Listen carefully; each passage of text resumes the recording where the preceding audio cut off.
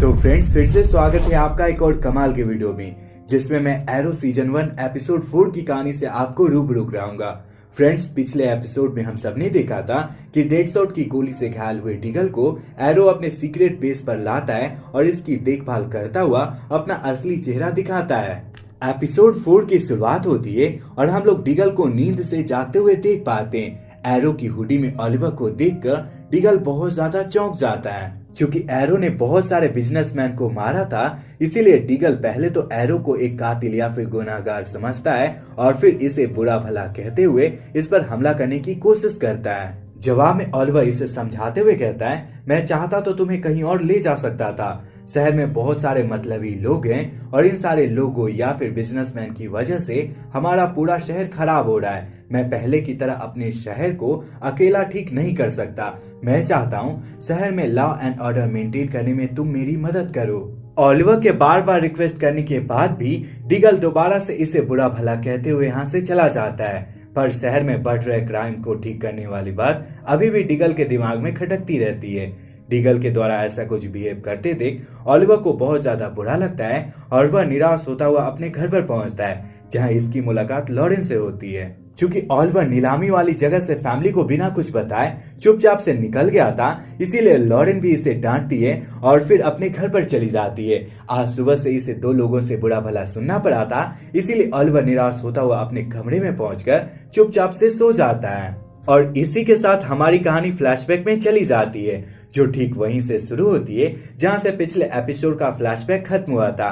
Island पर Oliver को भूख लग रही होती है और जो इंसान इसके साथ होता है वह अपने साथ एक पक्षी लेकर आया हुआ होता है और खुद दूसरे किसी पक्षी का मांस भूनकर खाने लगता है। आगे ये इंसान ओलिवर को पक्षी की तरफ इशारा करते हुए पक्षी को मारकर खाने को कहता है। अब ओलिवर के पास दो ही रास्ते थे, या तो यह पक्षी को मारकर खुद खाता या फिर खुद के मरने का वेट करता। शुरू में ओलिवर पक्षी को न मारने का डिसीजन लेता है, पर काफी देर तक भूखा रहने के बाद इसकी जठराग्नि धधक उठती है और ओलिवर अंततः इस पक्षी का टेटुआ दबा देता है। ओलिवर को ऐसा करते देख ये बंदा कहता है, केवल इसे मारने से तुम आइलैंड पर जिंदा नहीं रह पाओगे, तुम्हें उन सारी चीजों को मारना पड़ेगा जिससे तुम्हें खतरा हो। अब कहानी फ्लैशबैक से वापस आती है, जहां ओलिवर अपनी बहन टिया के साथ टीवी देख रहा होता है। आगे इसे पता चलता है पीटर नाम के एक इंसान के ऊपर उसकी बीवी को मारने का आरोप है, पर पीटर के चेहरे को देखकर ऐसा लग रहा होता है कि इसकी बीवी को मारने का आरोप इस पर जबरदस्ती थोपा गया है। आगे जब ओलिवर पीटर की बीवी की तस्वीर देखता है तो इसे याद आता है कि वह जेसन पोर्टर के यहाँ काम करती थी और जेसन पोर्टर निहायती कमीना इंसान है। आगे ओलिवर को इसकी मां से पता चलता है कि डिगल ने अपने काम से इस्तीफा दे दिया है और अब से डिगल की जगह रॉब नाम का ये बंदा काम करेगा और ओलिवर के साथ हर समय रहेगा। क्योंकि ओलिवर हमेशा से अपनी सारी चीजों को छुपाना चाहता था, इसीलिए ओलिवर डिगल की तरह रॉब को चकमा देता हुआ अपनी पुरानी फैक्ट्री यानी सीक्रेट बेस पर पहुंचता है और फिर अपनी डायरी टटोलता है, जिसमें इसे जेसन का नाम मिलता है। इस चीज को देखकर ओलिवर समझ जाता है कि जेसन ने ही पीटर की बीवी को मारा होगा और किसी तरह से पीटर पर इल्जाम लगा दिया होगा। वहीं दूसरी तरफ हम लोग जेसन को इसके बॉडीगार्ड के साथ देख पाते हैं। यहाँ पर इन दोनों की बातों से हमें पता चलता है कि जेसन ने ही अपने बुरे मंसूबे को पूरा करने के लिए पीटर की बीवी को अपने बॉडीगार्ड से मरवाया था और जो चीज ओलिवर इसके बारे में सोच रहा था वो बिल्कुल सही था। इसी क्रम में हम लोग लॉरेन को देखते हैं, जो अपने घर पर होती है कि तभी एरो इसके पास पहुंचता है। एरो को सामने देखकर लॉरेन इसे गन पॉइंट पर लेती हुई हमला करने की कोशिश करती है, पर जल्द ही एरो इसे शांत कर देता है और फिर कहता है, मुझे लगता है पीटर बेकसूर है। पीटर की बीवी जेसन के यहाँ काम करती थी और जेसन अपनी कंपनी का केमिकल वेस्ट अच्छे से डिस्पोज नहीं करता था। इसी कारण पीटर की बीवी ने जेसन की शिकायत पुलिस सुपरवाइजर से कर दी और उसी के अगले दिन पीटर के वाइफ की डेड बॉडी उसके घर में पाई गई। चूंकि तुम एक वकील हो और तुम किसी बेकसूर को सजा मिलते हुए नहीं देख सकती, इसीलिए मैं तुम्हारे पास आया हूँ। शुरू में लॉरेन एरो की बातों में तो नहीं आती, पर एरो के द्वारा बार बार रिक्वेस्ट करने पर वह पीटर का केस लड़ने के लिए और उसे कोर्ट के सामने बेकसूर करार दिलवाने का डिसीजन लेती है। आगे हम लोग वाल्टर को देख पाते हैं, जो काफी परेशान होता हुआ अपनी कंपनी के अकाउंट को चेक कर रहा होता है कि तभी इसके पास ओलिवर की मां यानी मोइरा आती है और साथ में डिनर करने को बोलती है, जिस पर वाल्टर काफी परेशान होते हुए जवाब देता है, हमारी कंपनी के अकाउंट से $2.8 मिलियन गायब है, यानी उसकी डिटेल कहीं भी नहीं मिल रही और मैं इसी चीज की तहकीकात कर रहा हूँ। जवाब में मोइरा कुछ भी नहीं बोलती और ये सीन यहीं पर कट हो जाता है। अगले दिन लॉरेन जेल में पीटर के पास पहुंचती है, जहां पीटर इसे बताता है उस दिन रात में हमारी लड़ाई हो गई थी। क्योंकि मेरी बीवी ने जेसन की शिकायत सुपरवाइजर से कर दी थी और मुझे पहले से ही पता था कि जेसन कितना हरामी बंदा है, इसी कारण मैं अपनी बीवी को उससे माफी मांगने के लिए बोल रहा था। पर वह गुस्से में आकर अपने दूसरे कमरे में चली गई और जब मैं अगले दिन उसके कमरे में गया तो मुझे उसकी डेड बॉडी मिली। चूंकि एरो यानी ऑलिवर के कहने पर लॉरेन ने जेसन के विरोध में पीटर का केस लिया था, इसीलिए लॉरेन का पिता क्वेंटिन लैरी लेंस इसके पास आकर केस लेने से मना करता है, पर लॉरेन लास्ट तक अपनी बातों पर अड़ी रहती है। वहीं दूसरी तरफ हम लोग डिगल को उसकी बहन कार्ली के साथ देख पाते हैं। चूंकि डेडसॉट की गोली से डिगल घायल हो गया था, इसीलिए इसकी ऐसी हालत देखकर कार्ली इससे पूछती है, ये सारा कुछ ऑलिवर की वजह से हुआ है ना। जवाब में डिगल कुछ भी बोल पाता कि इससे पहले इसकी नजर सामने ऑलिवर पर पड़ती है, जो रॉब के साथ कार्ली के रेस्टोरेंट में आया हुआ था। आगे ऑलिवर डिगल के पास आकर कहता है, तुमने क्या सोचा मेरे ऑफर के बारे में, जिस पर डिगल फिर से मना कर देता है। यहाँ पर ऑलिवर बार बार डिगल को अपनी टीम में शामिल करने की कोशिश करता है, पर इसके लाख जाने के बाद भी डिगल नहीं मानता और ऑलिवर गुस्साते हुए यहाँ से चला जाता है। वहीं दूसरी तरफ हम लोग वाल्टर को देख पाते हैं, जो अभी भी अपनी $2.8 मिलियन की गुत्थी को सुलझाने में लगा हुआ होता है। वाल्टर को इस कदर परेशान देख मोइरा इससे कहती है, मैंने 2 साल पहले $2.8 मिलियन को अपनी कंपनी के अकाउंट से निकालकर अपनी एक दोस्त की कंपनी में इन्वेस्ट करा है। आई एम सॉरी, मुझे पहले ये बात बता देनी चाहिए थी। मोइरा की बात सुनकर वाल्टर के कलेजे को थोड़ी ठंडक तो मिलती है, पर $2.8 मिलियन वाली बात अभी भी इसके दिमाग में घूमती रहती है।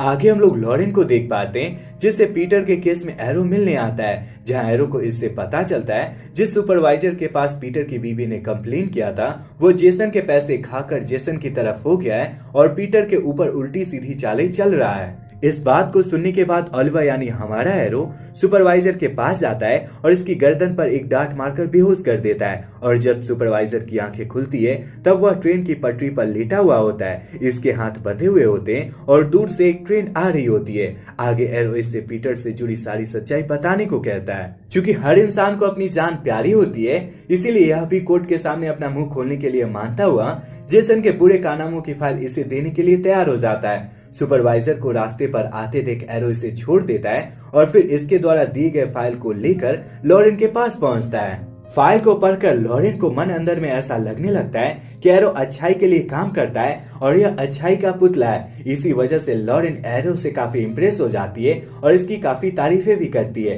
क्योंकि $2.8 मिलियन वाली बात अभी भी वाल्टर के दिमाग में खटक रही थी, इसीलिए वह कंपनी के सबसे होनहार सॉफ्टवेयर इंजीनियर और कंपनी के अकाउंटेंट फेलिसिटी के पास पहुंचता है। यह फेलिसिटी वही लड़की थी फ्रेंड्स, जिसे ऑलिवर ने अपने लैपटॉप को ठीक कराया था और जो फ्लैश के एपिसोड में आपको बार बार दिख रही है। आगे वाल्टर फेलिसिटी को $2.8 मिलियन की गुत्थी को पूरी तरह से सुलझाने को कहता है। काफी देर तक जांच पड़ताल करने के बाद फेलिसिटी इसे बताती है कि मोइरा ने $2.8 मिलियन को टेम्पेस्ट नाम की एक कंपनी को ट्रांसफर किए हैं और उन पैसे से टेम्पेस्ट ने एक वेयर हाउस को खरीदा है। इस बात को जानने के बाद वाल्टर को दाल में कुछ काला लगता है और वह इस बात का पता लगाने में लग जाता है। अगले दिन कोर्ट में पेशी के दौरान लॉरेन जो भी सबूत कोर्ट में पेश करती है वो जज के हिसाब से काफी नहीं होते, इसीलिए पीटर की सजा माफ नहीं करी जाती। चूंकि लॉरेन पीटर को काफी सपोर्ट कर रही थी और इस बात से डरता हुआ जेसन अपने आदमियों के साथ मिलकर पीटर को मारने का एक खतरनाक प्लान बनाता है। वेल गाइस, ये प्लान क्या है आपको आगे की कहानी के साथ अपने आप पता चल जाएगा। आगे हमारी नजर फिर से एरो और लॉरेन पर पड़ती है। यहाँ लॉरेन से एरो को पता चलता है केवल उस फाइल की वजह से पीटर की सजा माफ नहीं करी जा सकती। इस बात को सुनकर एरो काफी गुस्साता हुआ जेसन के पास पहुंचता है और पीटर की बीवी के मौत के बारे में पूछता है। शुरू में जेसन कुछ भी बताने से इनकार कर देता है, पर एरो के द्वारा टॉर्चर करने के बाद जेसन कहता है, अभी 1 घंटे बाद हमारे कुछ आदमी जेल में जाकर जेल में ही पीटर को मार डालेंगे। इस बात को सुनकर एरो तुरंत से ही जेल की तरफ निकल पड़ता है। इसी क्रम में हम लोग लॉरेन को देख पाते हैं जो केस के सिलसिले में पीटर से जेल में ही बात कर रही होती है कि तभी हमारी नजर जेसन के एक बॉडीगार्ड पर पड़ती है जो जेल के किसी एम्प्लॉय को पैसे देता हुआ जेल के सबसे खतरनाक कैदी के सेल को खोलने को कहता है। इतने में एरो यहाँ पर पहुंच जाता है और एक पुलिस वाले को बेहोश करता हुआ पुलिस वाले की ड्रेस को पहनकर जेल के अंदर दाखिल होता है। वहीं दूसरी तरफ जेसन के प्लान के अनुसार उसके आदमी जेल की लाइट को कट कर देते हैं और कुछ कैदी आकर लॉरेन और पीटर को मारने की कोशिश करते हैं कि तभी यहाँ पर एरो सभी बुरे कैदियों के पास आकर बिना किसी मोह माया के इन सारे लोगों को मारना, थूना और लताड़ना शुरू करता है। एरो के द्वारा इस कदर सभी कैदियों को पीटते देख लॉरेन बहुत ज्यादा डर जाती है और वह एरो से रिश्ता तोड़ने का सोचती है। कुछ क्षण बाद यहीं पर बाकी के सभी पुलिस वाले आने लगते हैं, जिसे देखकर एरो यहाँ से चुपचाप से निकल जाता है। वहीं दूसरी तरफ 2.8 मिलियन डॉलर की तहकीकात के दौरान वॉल्टर टेम्पेस्ट कंपनी के द्वारा खरीदे गए वेयर हाउस के गेट के पास पहुंचकर उसका पासवर्ड डालकर अनलॉक करने की कोशिश करता है। काफी देर तक अंदाजे से ट्राई करने के बाद वाल्टर आखिरकार रॉबर्ट नाम के पासवर्ड को डालकर वेयर हाउस के गेट को खोलने में सफल होता है। और जब वाल्टर अंदर दाखिल होता है तो यहाँ पर इसे उसी शिप का मलबा दिखाई पड़ता है जिससे ओलिवर और उसके पिता ने 5 साल पहले अपने सफर की शुरुआत की थी। यहाँ पर टूटी शिप को देखकर वाल्टर एकदम से चौंक जाता है और ये सीन यहीं पर कट हो जाता है। वहीं दूसरी तरफ हम लोग क्विंटीन को देख पाते हैं जो नीलामी वाली जगह यानी डेडसोट के द्वारा हमले वाली जगह की सीसीटीवी फुटेज चेक करना शुरू करता है। काफी देर तक आंख गड़ा कर रखने के बाद क्विंटीन को कूड़ादान से ओलिवर के द्वारा एरो की कॉस्ट्यूम निकालने वाली वीडियो दिखाई पड़ती है, जिसे देखकर क्विंटीन समझ जाता है कि ओलिवर ही एरो है। आगे हम लोग लॉरेन को पीटर के साथ देखते हैं। यहाँ पर इन दोनों की बातों से हमें पता चलता है कि सुपरवाइजर के द्वारा दिए गए बयान और सुपरवाइजर के द्वारा दिए गए फाइल की वजह से पीटर बेकसूर करार दिया गया है और पीटर की जगह अब जेसन को फांसी होगी। आगे हम लोग मोइरा यानी ओलिवर की मां को देख पाते हैं जो फिर से एक अनजान गाड़ी में एक अनजान शख्स के पास आकर बैठ जाती है। यहाँ पर इन दोनों की बातों से हमें पता चलता है कि ये इंसान एरो से बहुत ज्यादा डर रहा है और इसे ऐसा लगता है कि अगला नंबर इसी का होने वाला है, यानी अगली बार एरो इसकी ही पुंगी बजाने वाला है। चूंकि ओलिवर ने एरो बनकर पीटर को केस में जीत दिलाई थी और पास में डेडसोट के द्वारा बहुत सारे लोगों की जान बचाते हुए डीगल को भी ठीक किया था, इसीलिए डीगल ओलिवर के घर पर पहुंचता है और ओलिवर को बुरा भला कहने के लिए माफी मांगते हुए एरो की टीम ज्वाइन करने को कहता है, जिस पर ओलिवर खुले दिल से डीगल का स्वागत अपनी टीम में करता है। चूंकि क्विंटीन को अब तक ये बात पता चल चुकी थी कि ओलिवर ही एरो है, इसीलिए एपिसोड के मिड क्रेडिट सीन में हम लोग क्विंटीन को देख पाते हैं जो ओलिवर को पकड़कर जेल में ले जाकर बंद करने लगता है और इसी के साथ ये एपिसोड यहीं पर खत्म हो जाती है। फ्रेंड्स, ओलिवर यहाँ पर कैसे अपने आप को निर्दोष साबित करेगा, यही आगे की एपिसोड की मिस्ट्री है जो आपको आगे के एपिसोड में पता चलेगी। अगर आप आगे के एपिसोड को देखना चाहते हो तो कमेंट में नेक्स्ट टाइप कर देना। मैं अगले दिन इसके नेक्स्ट एपिसोड को अपलोड करने की कोशिश करूंगा। सो गाइस, वीडियो यहीं तक था। पूरा वीडियो देखने के लिए ढेर सारा धन्यवाद।